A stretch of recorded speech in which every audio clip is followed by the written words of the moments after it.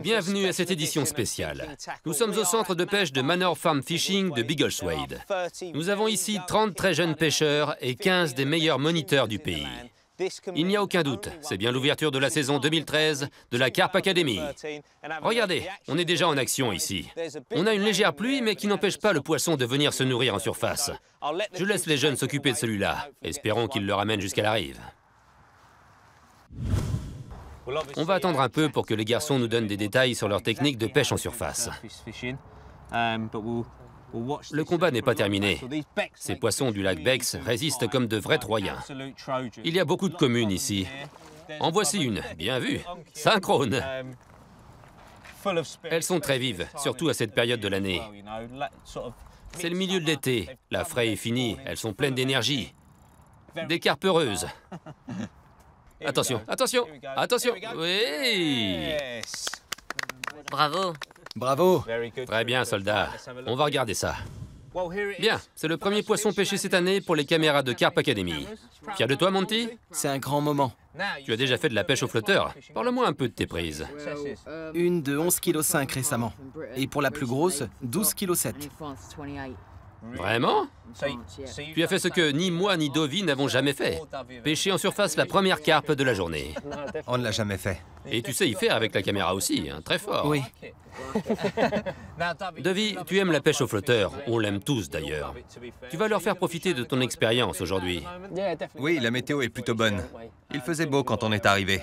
Même s'il pleut là maintenant, c'est assez calme. On peut les voir prendre les pelettes. On va continuer comme ça. Super. Dovi va tout nous dire sur la pêche au flotteur. On va voir le montage tout de suite. Voici le montage de surface que les gars utilisent ici. Par quel bout veux-tu commencer? On commence par l'hameçon. Bien, faisons ça, monsieur Dove. D'abord, une très petite èche sur un tout petit hameçon. Oui, C'est quoi comme taille? c'est une taille 12. Et l'appât seulement 10 mm. Il reste bien en surface. Quand on pêche en surface, tout doit être très fin et très léger parce qu'elle voit tout. Ouais, elle lève la tête et sur fond de ciel, Ouais, tout se détache. bien sûr. En silhouette, hameçon, ligne, flotteur, tout. Il faut du fil aussi léger que possible. On parlera plus tard de résistance de fil et du reste. Mais d'abord, comment tu montes ce petit-là? Tu fais un nœud sans nœud, comme pour pêcher au fond ou au zig. Une petite boucle, toute petite, 8 mm de long. C'est notre cheveu. Tu fais 8 spires sur la hampe et tu passes dans l'œillet. Et ça te fait un bas de ligne d'environ 1,50 m. Compris. Et c'est important, ce petit tube. C'est du silicone? Oui, pardon, j'oubliais. Le silicone maintient le nœud en place. On pêche en monofilament, c'est assez élastique. Ouais. Si tu fais un nœud sans nœud, il peut toujours se desserrer un peu et le cheveu serait de travers par rapport à l'hameçon. Ouais. Le manchon de silicone le maintient vers le bas, bien parallèle. J'ai aussi remarqué qu'avec un nœud sans nœud, le mono a tendance à, s'il se détend un peu, à être plus hydrodynamique et plus droit. Et on garde une ouverture maximum. Regardez, cette belle ouverture prête à piquer. Un dernier point. Tu as dans la main différents pelettes. Si je le mets là, on voit que tu l'as taillé pour qu'elle soit de même forme que celle de tes petits bonbons. D'une grosseur entre tes petits pelettes Oui. et tes gros. Oui, parce qu'on lance de l'amorce régulièrement. Donc il y a des pelettes qui sont là depuis une demi-heure et des nouveaux. Ils sont de tailles différentes parce qu'ils gonflent. Et ça ressemble à un pellet. Comme quand on pêche au fond. C'est mieux d'avoir des appâts de différentes tailles pour déstabiliser le poisson, Absolument. qu'il reste curieux. Et tu graisses le bas de ligne? Je mets un peu de gras, oui. Ouais? Un peu. Du gras. De la graisse. Un peu entre une cire et de la vaseline. Je vois. Je commence à 15 cm de l'hameçon et je vais jusqu'au flotteur. Ça maintient le bas de ligne en surface. C'est vraiment important. Tout reste au-dessus. Et les poissons méfiants seront moins méfiants. Oui. Jusqu'au flotteur, donc. Je pose ça. Bon, Tom, c'est un flotteur vertical. Oui. Mais celui-ci est spécial au niveau du sommet. C'est facile à monter? Très facile. Tu fais glisser le flotteur sur le fil Ouais. et il y a un petit manchon de caoutchouc, juste de la bonne taille. Tu le mets et puis t'attaches l'émerillon. Un à petits œillets. En tirant, il rentre dans le manchon. Comme ça s'en mêlera pas et c'est propre. C'est vrai, c'est tout simple. Est-ce que c'est important, quand on lance avec ça, de stopper le lancer, comme avec des plombs, pour éloigner le battling du flotteur?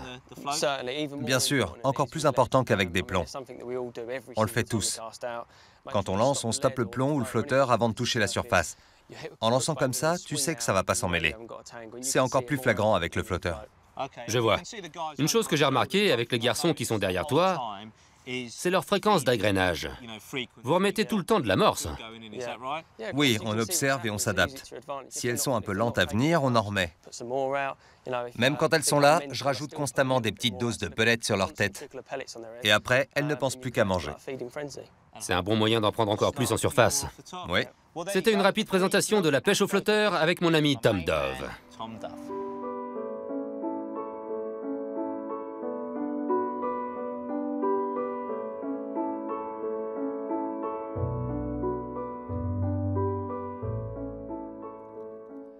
Regardez-moi cette carpe. Mais plus important, nous avons 2 filles à la Carp Academy. Je n'aurais jamais cru voir ça. Et toi, Pete, des filles si jeunes et déjà carpistes? Elles ont assuré aujourd'hui, vraiment très fortes. Je suis ravi des carpes qu'elles ont prises. Elles m'ont impressionné. Vraiment. Ça fera date, non? Et c'est sûr, nos premières filles. Nous, on s'est déjà rencontrés. Ouais, Tu m'avais dit que tu pêchais la carpe, mais tu es drôlement forte, Mélissa. ouais. Tu pratiques depuis longtemps? Depuis 2 ans, presque 3. Ça fait pas si longtemps. Mais j'ai pris quelques beaux poissons et ça m'a bien plu, alors... Tu suis la nouvelle mode de pêcher en talons ou c'est juste que tu aimes les étangs? Les étangs. Ah ouais? Ma mère, les talons... Non, Pas pour toi. non. Toi, c'est la pêche. Et toi, Jessie, tu as pris cette superbe carpe. Tu pêches depuis combien de temps? Depuis 7-8 ans. Vraiment? J'ai vu que tu avais déjà une certaine expérience. Tu as pêché dans des lacs difficiles, non? Oui, Qui t'a appris? mon père. Vraiment? Oui, Il est carpiste depuis longtemps? depuis des années. Quel est ton record personnel? On a une fille de l'Essex et une du Nord. La géographie influe sur la taille des carpes. Dans l'Essex, j'imagine que tu as dû en prendre des grosses. 13,65 kg. Vraiment? Bien. Et toi, dans le Nord? À peine 10, j'imagine. Ouais, 10 kilos. C'est bien. C'est aussi bien que 13, voire même 20 kilos dans l'Essex. Je t'assure.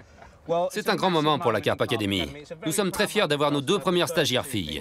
Espérons que beaucoup d'autres suivront à l'avenir.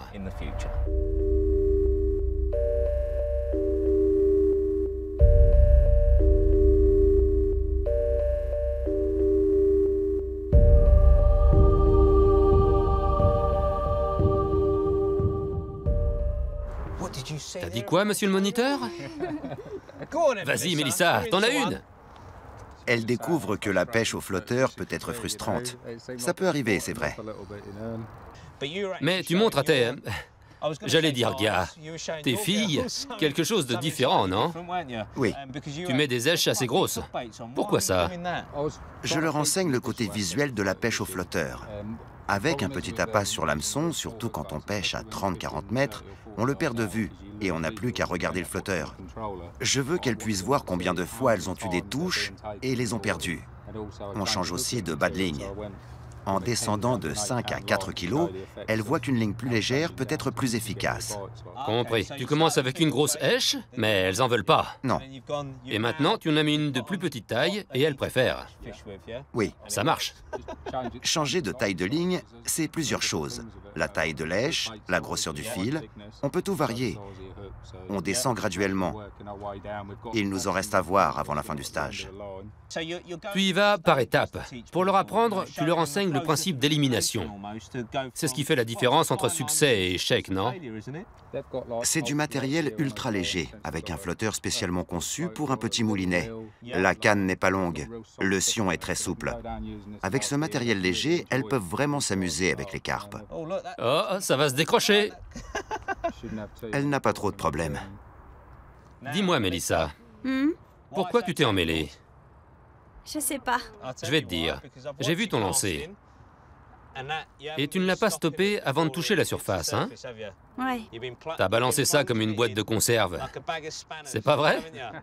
Je me trompe? Je sais ce que tu te dis. C'est quelque chose qu'on a vu avec Tom. C'est toujours important de stopper son lancer. Elle en réussit 1 sur 2. Elle fait un bon lancer et le suivant, elle stoppe pas. Oh, il s'est démêlé tout seul. T'as de la chance. Ça aurait pu tourner autrement. Ça aurait pu casser. Parce que t'as un badling fin. On est passé à 4 kilos. C'est vraiment important de stopper le lancer juste avant de toucher la surface. Pour bien tout projeter, loin du flotteur ou du plomb si vous pêchez au fond. Parce qu'avec une ligne de 4 kilos, si elle s'en mêle en vol... C'est arrivé tout à l'heure. Une qu'on a dû couper. C'était qui? C'était qui? Toi, Melissa? Oui, mais c'était pas sa faute. Eh oui, le badling a cassé. Et dès qu'on voit que ça s'enroule, on sait bien ce qui va arriver. La tension va être trop forte, non? Ouais. Très bon moulinet. Bien réglé. Voilà. C'est pas loin, vraiment. C'est bon maintenant. Trop facile. C'est le premier poisson que tu prends en surface ou t'as déjà pêché comme ça? C'est la première fois que je pêche en... En surface? T'es une sorcière. T'aimes ça? Ouais. Ouais? C'est frustrant aussi. Les deux à la fois. Vas-y maintenant. Ah, très bien. Une vraie pro, trop fort. Superbe. Bravo, Melissa. Très bien. Top là. Ouais? Bien. Bon, on n'était pas là pour ta première prise en surface, mais on est là pour la seconde que voici. Tu aimes pêcher en surface? Beaucoup. Et toi, Pete? T'as l'air content de ton cours de pêche en surface. Oui, sur le côté visuel. Gardez les yeux sur l'hameçon, changez le bas de ligne, et elle a prise poisson. Parfait. La pêche au flotteur est une pêche très sympa, et ces filles adorent apprendre à la pratiquer, à la manière de Pete Castle.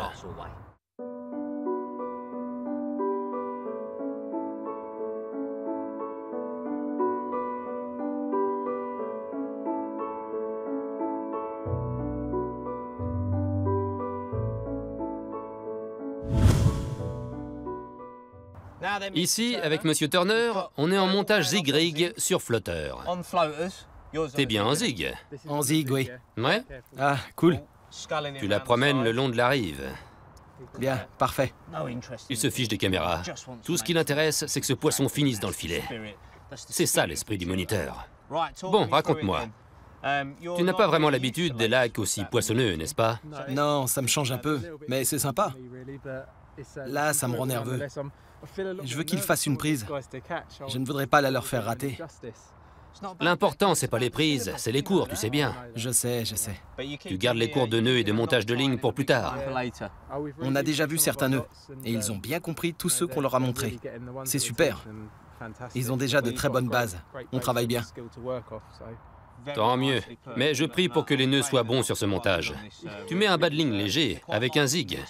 Oui, seulement 4 kilos. Mais on ne pêche pas profond, à 30 cm de la surface. Je vois. Et quelle est la profondeur, là? Ce poisson a été pris dans 3,35 m d'eau, avec un zig à 3 mètres. D'accord. Maintenant, il est bien plus haut, à 30 cm de la surface. Quand tu vois les poissons se bousculer à la surface, tu sais qu'il est temps de remonter le zig. On pourrait en prendre en surface, mais ce n'est pas le sujet. Ouais. J'ai déjà pêché dans ce lac, dans ces conditions. Même avec un spud, pour pêcher au fond, ça peut ne rien donner. Regardez-moi ça. En voilà une autre. C'est ta première Carp Academy, James. Oui. Quelles sont tes impressions en voyant ces jeunes? Tu penses que c'est l'avenir? Ça te plaît de faire ça? Ce qui est sympa, ce n'est pas seulement les aider à faire des prises, mais leur transmettre des techniques qu'ils réutiliseront, comme le marqueur. Pêcher au fond ne va pas donner grand-chose aujourd'hui, mais quand ils iront sur d'autres lacs, ça leur sera utile. Ils sauront comment faire. Absolument. C'est un point très important. Il ne s'agit pas seulement de ces quelques jours ici, il s'agit de leur avenir. La voilà, la petite mousse jaune au bord des lèvres. Oh, attention le filet! Oh, il s'est échappé, Max! Oh! Oh non! Il s'est racheté! Bravo! Magnifique, il est pris! Bravo, bon travail d'équipe. Bien, monsieur Max Jackman. Alors, un au zig. Est-ce que tu l'avais souvent utilisé avant ce stage? Un peu, mais j'avais encore beaucoup à apprendre. Maintenant, je serai plus à l'aise quand je retournerai pêcher chez moi. Bien dit. James, tu penses que c'est important de leur montrer autant de méthodes différentes que possible pour que, dans le futur, ils deviennent des terreurs des plans d'eau? J'espère. On n'a pas tous les jours un beau soleil de juillet, non? Ces conditions, tu veux dire? Pas très généreuses, pas grand-chose en surface et le zig ne sert à rien quand elles sont au fond, cachées dans les creux. On a vu un maximum de choses. Ils apprennent vite. Ouais, mais tu leur fournis un arsenal complet de vrais pêcheurs. Nous avons une super raison de nous retrouver de ce côté du lac Bex. D'abord, du Pays de Galles, le jeune Jordan est venu prendre sa première carpe avec un montage zig. T'as déjà appris une chose, mais ça t'a pris combien de temps pour faire la touche? Quelques minutes, en fait 2 minutes, Ouais? Qu'est-ce que t'as appris? à régler la longueur de mon badling. Mais plus important, tu aurais attrapé quoi en lançant au fond? Rien. Un rhume. Oui. Nous avons vu Jordan, super, très bien, mais ça, c'est pas la raison pour laquelle nous avons fait le déplacement. Son moniteur, Jack Taylor, vous n'allez pas le croire, a été stagiaire à la Carp Academy la toute première année. 7 saisons plus tard, te voici moniteur. Ouais, Ça fait quoi? c'est dingue. Avoir été à la place de Jordan ou John et avoir progressé jusqu'où je suis, c'est fou. Je vous remercie tellement de m'avoir appelé pour ce stage. C'est tellement important pour ces gamins. Ils viennent et apprennent plein de choses. J'espère qu'ils progresseront comme pêcheurs, comme je l'ai fait. Quelle belle journée. Absolument. C'est un modèle à suivre. En 2010, victoire au championnat d'Angleterre junior de pêche à la carpe. Et 3 ans plus tard, l'apogée de sa carrière de carpiste, moniteur à la Carp Academy. C'est un carnage absolu sur toutes les rives. Des poissons pris en surface, des poissons au zig. Et pour nous parler du zig, rien de mieux qu'un ancien champion junior de zig. Tes garçons pêchent en surface, là. Ouais, Mais tu as fait ce superbe montage zig-rig pour moi. On va parler un peu de comment tu fais ça. oui, Et de l'importance de la mécanique du montage. oui. Bon, première question. Ça, c'est un hameçon de montage shod rig. Exact. Tu es la première personne que j'ai vue utiliser un hameçon de shod rig pour pêcher au zig. Pourquoi ça? En fait, il a un œillet sortant au lieu d'un œillet rentrant. Et en fait, Enlève ta main. la ligne sera de ce côté. Ouais, pour réduire l'ouverture. C'est ça. Et là, ça l'augmente, ça le tient droit. Si j'utilise un hameçon à grande ouverture, je mets un manchon de silicone sur l'œillet, et c'est tout. Pour le tenir droit, c'est très important. Explique-moi comment tu montes tout ça. Je commence par le cheveu. Tu fais une boucle? On fait une boucle, on la serre, et on met le bout de silicone. Ouais, le petit manchon. Le petit manchon de silicone. Puis l'hameçon, qu'on passe dans le manchon, juste avant la courbure. Ouais, Quelques spires, et on fait un nœud sans nœud. d'accord. Je repasse dedans, et c'est fini. Très joli. J'ai vu qu'avant de mettre la mousse, tu n'attaches pas le cheveu avant de mettre la mousse. Non. Tu montes d'abord le cheveu. Oui, exact. C'est ça. Et ça, c'est du monofilament d'environ 3 ou 4 kilos. C'est ça. On descend. Là, c'est court. C'est juste pour la démonstration, hein. Alors ça, c'est très intéressant. Le système de plomb. C'est le même que celui avec lequel tu as été champion. Le même. Et un anti-emmêleur? Oui. De n'importe quelle couleur, parce qu'on pêche assez haut. Ça aide à rester droit et à ne pas s'emmêler. C'est un anti-emmêleur. Exactement. Et tu en mets toujours un sur ton zig. Toujours. Je ne lance jamais sans anti-emmêleur. Même si j'utilise des plombs inline, j'ai toujours un anti-emmêleur. Ça propulse mieux. Ouais. Et le clip plomb? Tu préfères parfois un inline ou tu utilises toujours un clip plomb? Toujours un clip plomb. J'utilise parfois un inline, mais j'ai toujours l'impression de prendre moins de poissons avec un inline, d'avoir plus de décrochage. Peut-être que c'est le drop-off. Je crois que je ne place pas le drop-off comme il faut. C'est pas pour moi. Bon. J'ai pas mal de poids quand je lance. J'ai toute confiance dans les clips plombs, en fait. Quand tu pêches en compétition, tu gagnes en régularité. C'est comme ça que tu te retrouves souvent en finale. Bon, autre chose. Il n'y a pas de manchon, pas de clip sécurité, rien. D'après ton expérience, En mettant, ça s'en mêle plus souvent? Certainement. Je lance juste avec un émerillon bien droit et la ligne ne s'en mêle pas, car elle n'a rien autour de quoi s'en mêler. C'est ça. La partie de la ligne qui remontera à la surface, le bas de ligne, pendant la phase de vol, pourrait s'enrouler autour. Oui. Et s'en mêler. Voilà pour le zig. Maintenant, une petite astuce dont on parlait. Un truc dont je me sers tout le temps. Cet exhausteur de goût. Je préfère toujours en mettre. Parce que on aime tous jouer avec les couleurs, n'est-ce pas? Et je suppose que le jaune et le noir, tu commences toujours par là. Oui. Comme les gars d'Oxford. Parfois, je commence avec seulement du noir, mais je crois qu'avec le jaune, ça mord plus rapidement. Ça se voit mieux. Ouais. Mais les copains ont fait une touche si rapidement avec une autre marque que je vais peut-être changer. Ce que ça fait, tu as ta mousse en dessous. Tu as les bonnes couleurs, mais ça diffuse plus d'arômes. C'est ça. La couleur autour de l'èche et l'odeur, ça ajoute un élément qu'on n'a pas encore vraiment vu en zig. Tu amorces longtemps avant? Elles gobent tout. Je leur donne un élément de couleur. Tiens, regarde ça. Ouais. Elles sont curieuses. On joue sur leur curiosité, en fait. Le dernier point que je veux évoquer, j'ai parlé avec une équipe anglaise quand ils s'entraînaient je ne sais plus où l'an dernier. Et ils se sont rendus compte que trop d'amorces, quand on pêche au zig, finissaient par ralentir les touches. Parce que les carpes s'habituent. Ils ont fini par trouver qu'une èche unique, avec juste ce genre de liquide, ça suffisait. Oui. Ça diffuse juste un peu dans l'eau. Oui. Juste assez pour intéresser le poisson. On est toujours en train d'expérimenter. L'entraînement, ça permet de tout perfectionner. Absolument. Tous ces petits trucs pour que ça continue à mordre. J'ai vu comment tu fonctionnes. Tu dis toujours qu'au cours de la journée, ça varie. Elles peuvent prendre le jaune, et puis ce sera le rouge ou le blanc. Même chose avec la hauteur du zig. C'est ça. Voilà la devise de cet homme. C'est toujours plus d'astuces. Faites ça soigneusement comme ça, et vous prendrez des poissons en un clin d'œil.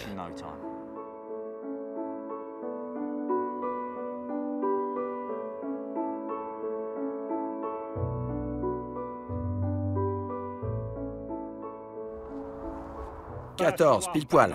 Vraiment? Je te mets un A. 14 kilos, très bien. Bravo, jeune homme.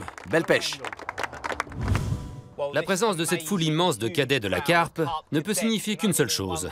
C'est un des plus grands moments de l'histoire de la Carp Academy. Et ton record personnel. Dis-nous ton nom, dis-nous son poids. Matt Earl, 14 kilos. Record personnel. Oui. Tranquille? Oui. T'es un habitué de ce lac-là, le Carp Lake, n'est-ce pas? Oui. Tu avais déjà pris tous les poissons, sauf celui-là. Oui. Et quelques autres. Et monsieur le moniteur, dites-moi, il y a une histoire derrière cette prise, n'est-ce pas? Absolument. Les garçons ont très bien pêché ce matin. Dès qu'il y a eu du soleil, ils ont arrêté d'utiliser les sacs solubles. Ils ont fait les bons choix. Ils sont passés au zig et voilà le résultat. Eh bien voilà, ça a été une journée consacrée à la pêche dans les eaux des couches supérieures. Il y a encore deux grands mots que nous allons crier avant d'aller dîner. C'est à vous. Zig Rig!